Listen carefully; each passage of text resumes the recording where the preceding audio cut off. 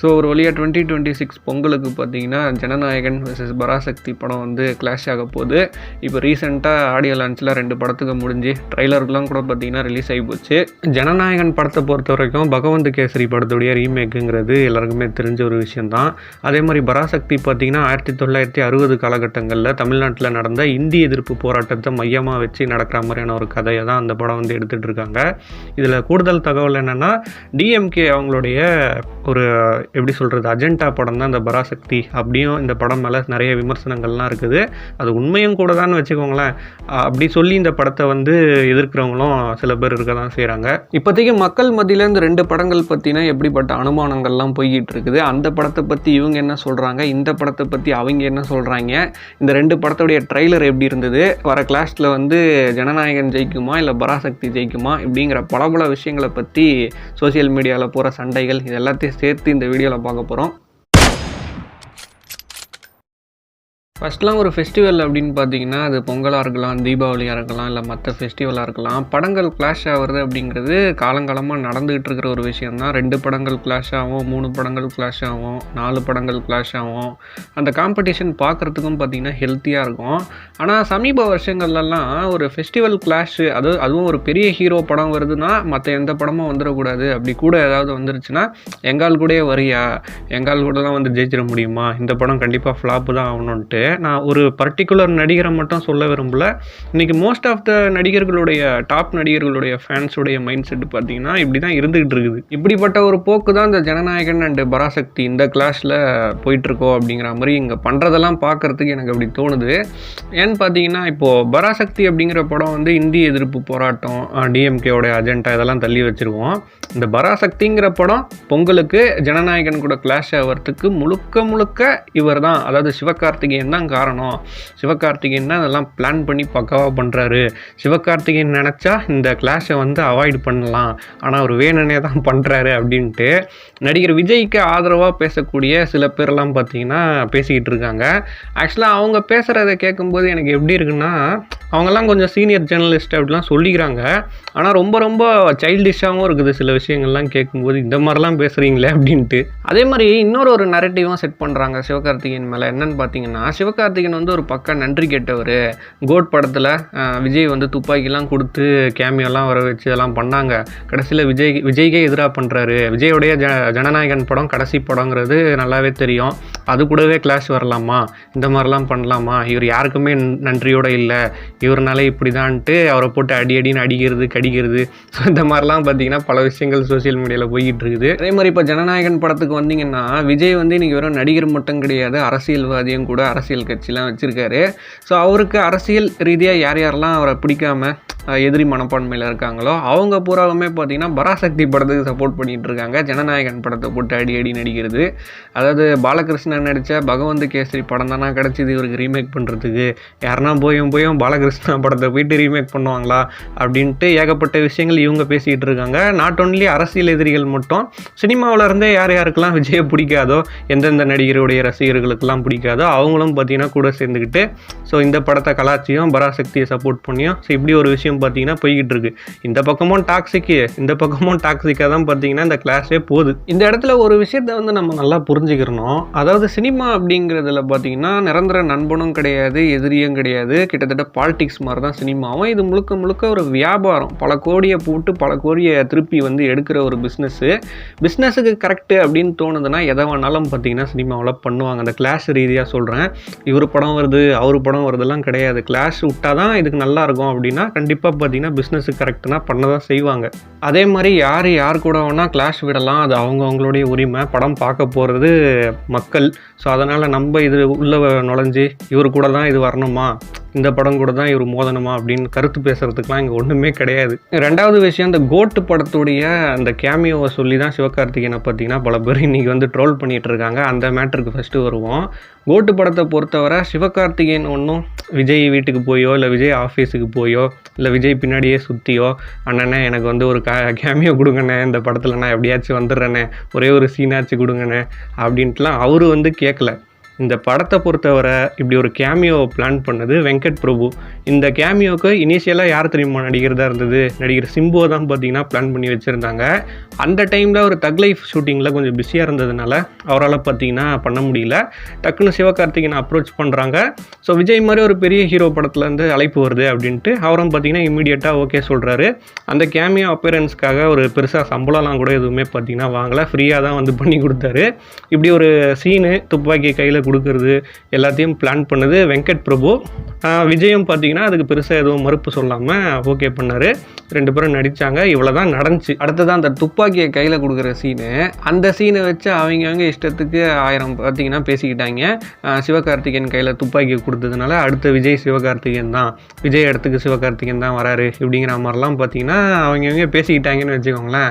ஆனால் விஜய் வந்து துப்பாக்கியை கையில் கொடுத்ததுனால மட்டும் விஜய் இடத்துக்கு சிவகார்த்திகேயன் வந்துட்டாரா, விஜய் லெவலுக்கு சிவகார்த்திகேயன் வந்துட்டாரா, அடுத்த விஜய் சிவகார்த்திகேயன் தானா அப்படின்ட்டு ஒருத்தவங்க சொல்கிறாங்கன்னா அதை விட ஒரு காமெடி எதுவுமே கிடையாது. இப்போ இதே இந்த துப்பாக்கியை கையில் கொடுக்குற அந்த சீனில் வந்து விஜய்க்கு பதிலாக கற்பனையாக வச்சுக்கலாம், ஹாலிவுட் நடிகர்கள் சில பேர் நடிக்கிறாங்கன்னு வச்சுக்கோங்களேன். ஒரு அர்னால்டோ, இல்லை ஒரு சில்வஸ்டர் ஸ்டாலனோ, இல்லை ஒரு டாம் க்ரூஸோ, இல்லை டுவைன் ஜான்சனோ.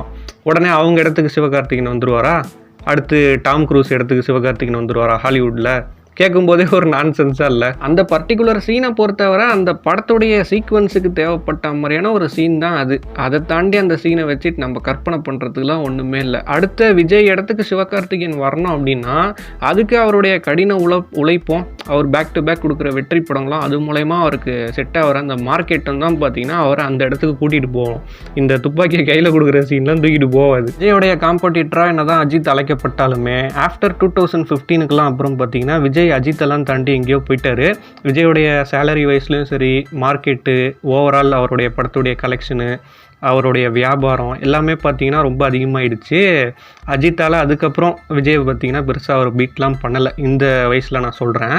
அதுக்கு அடுத்ததாக 2010லேருந்து இப்போது 2026 இந்த காலகட்டத்தில் பார்த்தீங்கன்னா விஜய் ஏகப்பட்ட படங்கள் நடிச்சிட்டாரு. ஆனால் விஜய் நடித்ததில் கம்ப்ளீட் பிளாக் பஸ்டர் படங்கள்னு நம்ம ஒரு லிஸ்ட் எடுத்தோம்னா நண்பன், துப்பாக்கி, கத்தி, தெரி இந்த படங்கள்லாம் நம்ம சேர்த்துக்கலாம்.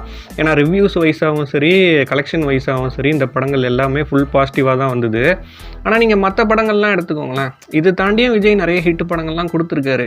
ஆனால் ரிவ்யூஸ் வைஸ்லலாம் average, mixed reviews, mixed plus negative இந்த மாதிரி தான் பார்த்தீங்கன்னா ஏகப்பட்ட படங்கள் ஆகிருக்கும்.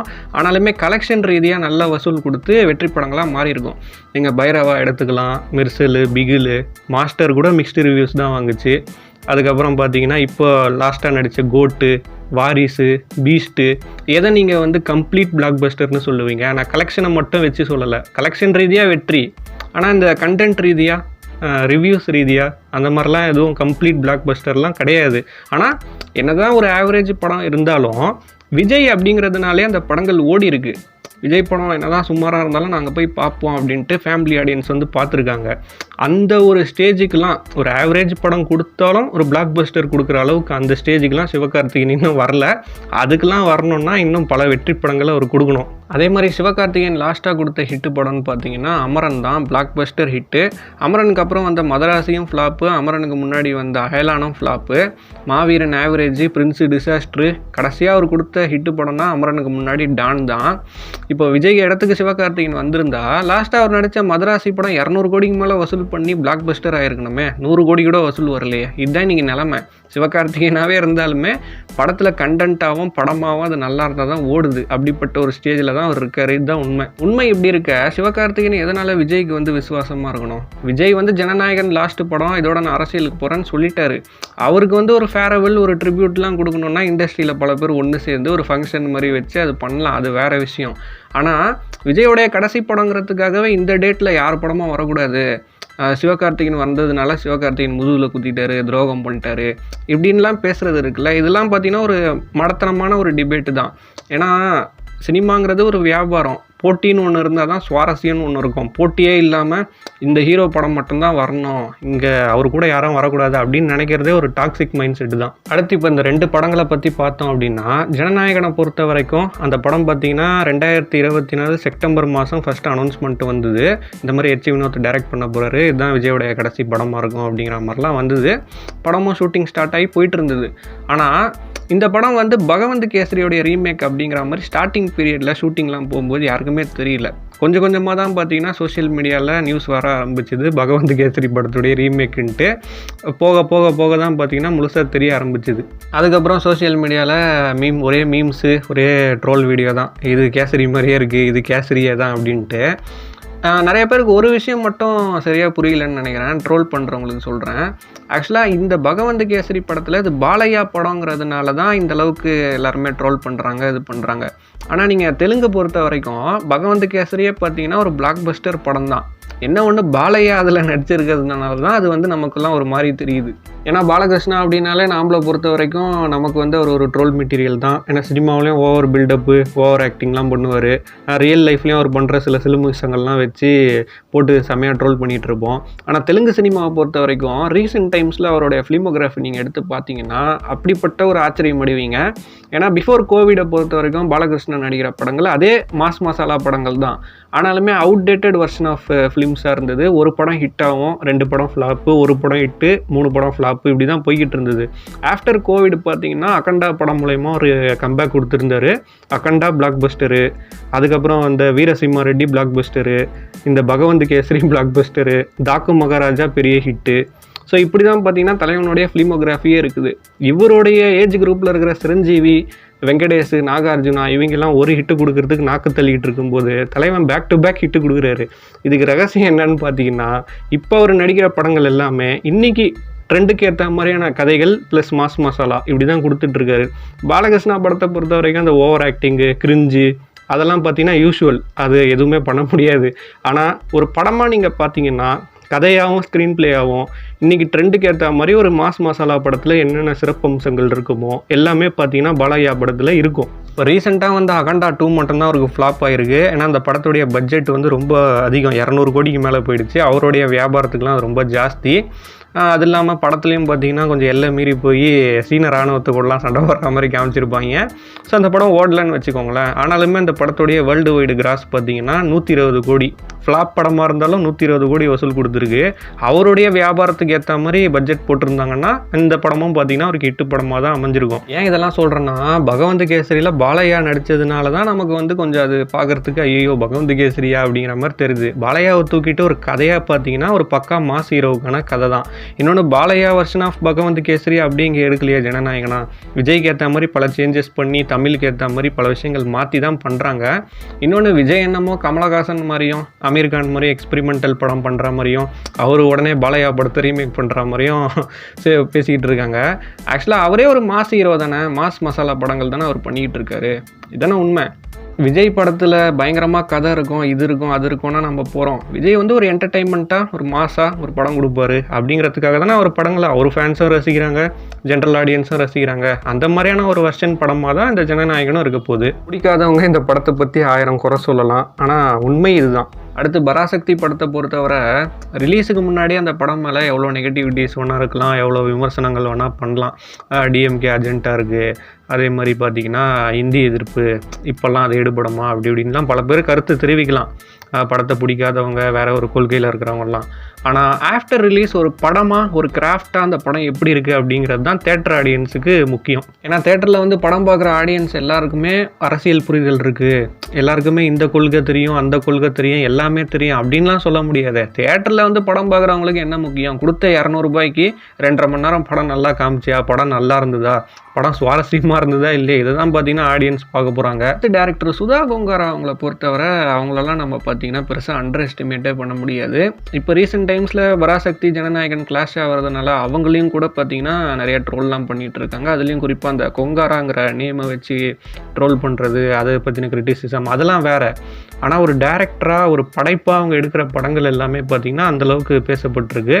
இறுதி சுற்றும் சரி, சூரரை போற்றும் சரி, ஒரு கிராஃப்டாக ஒரு படைப்பாக பார்த்திங்கன்னா அவ்வளோ சூப்பரான ஒரு படங்கள் கொடுத்துருக்காங்க.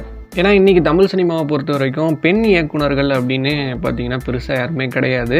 யாருன்னா ஒருத்தர் 2 பேர் ரேராக இருந்திருப்பாங்க, அவங்களும் பெருசாலாம் ஜெயிக்கலை.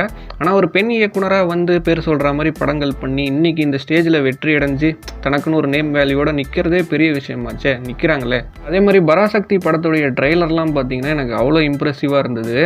கொள்கை அது இந்த விஷயங்கள்லாம் தாண்டி ஒரு படமாக ஒரு கிராஃப்டாக படைப்பாக பார்க்கும்போது எந்த காலகட்டத்தில் அந்த கதை நடக்கிற மாதிரி காட்டுறாங்களோ அதே காலகட்டத்துக்கு ஏற்ற மாதிரி அவ்வளோ மேக்கிங்கு எல்லாமே பார்த்திங்கன்னா அவ்வளோ சூப்பராக இருந்தது. ஜனநாயகன் ட்ரெய்லரை பொறுத்தவரை வழக்கமாக விஜய் படங்களில் என்னென்ன சிறப்பம்சங்கள் இருக்குமோ அதெல்லாமே பார்த்திங்கன்னா அந்த படத்தில் இருந்தது. ஆனாலுமே ஜனநாயகன் ட்ரெய்லரை விட பராசக்தி ட்ரெய்லர் வந்து கொஞ்சம் இம்ப்ரெசிவாக இருந்தது அப்படிங்கிறது தான் உண்மை. எல்லாத்தையும் விட 2 படங்களுக்கு இடையிலுமே பார்த்திங்கன்னா ஒரு போட்டி அப்படிங்கிறது நடந்துகிட்டு தான் இருக்குது. போட்டி ஆரோக்கியமான போட்டியாக தான் நான் பார்க்குறேன். ஏன்னா பராசக்தி டீமை பொறுத்தவரை படத்தை ஸ்டார்ட் பண்ணுற அந்த இயர்லி ஸ்டேஜஸில் பார்த்தீங்கன்னா தீபாவளியை தான் லாக் பண்ணி வச்சுருந்தாங்க. அதுக்கப்புறம் பல விஷயங்கள் நடந்து போஸ்ட்போண்ட் ஆகி பொங்கலுக்கு வந்தது. பொங்கலுக்குன்னும் போது கூட 14th தான் பார்த்தீங்கன்னா இந்த படம் ரிலீஸ் ஆகிற மாதிரி இருந்தது. ஆனாலுமே இப்போ சமீபத்தில் அதெல்லாம் சேஞ்ச் பண்ணி 10ஆம் தேதி வர மாதிரி ஜனநாயகனுக்கு அடுத்த நாள் ரிலீஸ் ஆகிற மாதிரி பிளான் பண்ணி வச்சுருக்காங்க. இதெல்லாம் பார்த்தீங்கன்னா முழுக்க முழுக்க போட்டி தான். அதே மாதிரி ஜனநாயகன் படமும் இனிஷியலாக போன வருஷம் 2025 அக்டோபரில் ரிலீஸ் ஆகிற மாதிரி தான் பிளானிங் வந்து பண்ணாங்க. ஆனால் அதே அக்டோபர் மாதம் தான் காந்தாரா சாப்டர் 1 வந்ததுனால அந்த படம் கூட எதுக்கு கிளாஸ் விடணும் அப்படிங்கிறதுனால தான் பார்த்தீங்கன்னா படத்தை வந்து பொங்கலுக்கு போஸ்ட்போன் பண்ணிட்டாங்க. ஏன்னா காந்தாரா சாப்டர் 1 பொறுத்த வரைக்கும் சரி, ஜனநாயகனை பொறுத்த வரைக்கும் சரி, ஜனநாயகன் படத்துடைய ப்ரொடக்ஷன் கம்பெனி கேவிஎன் வந்து கர்நாடகாவை சேர்ந்தவங்க. இப்போ காந்தாரா கூட கிளாஷ் விட்டோம் அப்படின்னா கண்டிப்பாக இவங்க ஒரு எஸ்டிமேஷன் போட்டு வச்சுருப்பாங்க, ஜனநாயகன் படத்தை கர்நாடகாவில் ரிலீஸ் பண்ணி இந்தளவுக்கு ஏர்னிங்ஸ் பார்க்கலாம் அப்படின்ட்டு. ஆனால் காந்தாரா கூட ரிலீஸ் பண்ணும்போது காந்தாரா படத்துக்கு தான் தேட்டர் கிடைக்கும், ஜனநாயகனுக்கு கிடைக்காது கர்நாடகாவில். ஸோ அதனால தான் பார்த்திங்கன்னா இந்த கிளாஷை அவங்க அவாய்ட் பண்ணிட்டாங்க. ஸோ எல்லாத்தையும் தாண்டி ஜனநாயகனா பராசக்தியாக எது வந்து பொங்கலுக்கு வின்னர் ஆக போகுது, எது வந்து கிளாஷில் ஜெயிக்க போகுது அப்படின்னு பார்த்தீங்கன்னா எனக்கு தெரிஞ்சு இந்த வருஷம் பொங்கலை பொறுத்தவரை ஜனநாயகனும் சரி பராசக்தியும் சரி 2 படங்களுமே ஹிட்டு படங்களாக தான் அமையும்ட்டு நான் நினைக்கிறேன். ஏன்னா ஜனநாயகன் படத்தை பொறுத்தவரை ஆல்வேஸ் வந்து விஜய் படத்துக்கு தான் பார்த்திங்கன்னா அதிக ப்ரிஃபரன்ஸ் வந்து இருக்கும். கடைசி படம் வர அப்படிங்கிறதுனால கண்டிப்பாக எல்லாருமே ஜனநாயகன் படத்தை தான் ஃபஸ்ட்டாக பார்ப்பாங்க. ஓப்பனிங் கலெக்ஷன் எல்லாமே ஜனநாயகனுக்கு அதிகமாக இருக்கும். அட் த சேம் டைம் கண்டென்ட்டாகவும் ஒரு நல்ல படமாகவும் சிவகார்த்திகேயனுக்கு அமரனுக்கு அப்புறமா பராசக்தி பார்த்திங்கன்னா நல்ல ஒரு படமாக அமைய போகுது. ஏன்னா அந்தளவுக்கு படமாக பார்த்திங்கன்னா நல்லா வந்திருக்கு. அதனால தான் இவ்வளோ தைரியமாக வந்து கிளாஸ் வராங்க அவங்க. ஸோ இந்த ஃபேன்ஸ் மைண்ட் செட்டு, இந்த டாக்ஸிக்காலாம் இல்லாமல் ஒரு மூவியில் வர அந்த 2 படத்தையுமே நீங்கள் பார்ப்பீங்களா? இல்லை நான் ஃபேன் மைண்ட் செட்டாக தான் யோசிப்பேன் அப்படின்னு நினைப்பீங்களா? இந்த 2 படங்களை பற்றி உங்களுடைய கருத்துக்கள் என்ன அப்படிங்கிறத பற்றி கமெண்ட்டில் கூட ஷேர் பண்ணுங்கள். இந்த வீடியோ பிடிச்சிருந்தால் லைக் பண்ணுங்கள், ஷேர் பண்ணுங்கள், மறக்காமல் சேனலுக்கு சப்ஸ்கிரைப் பண்ணி உங்களுடைய சப்போர்ட்டை தெரிவிங்க. இதே மாதிரி இன்னொரு வீடியோவில் வந்து உங்களை சந்திக்கிறேன். தேங்க்ஸ் ஃபார் வாட்சிங்.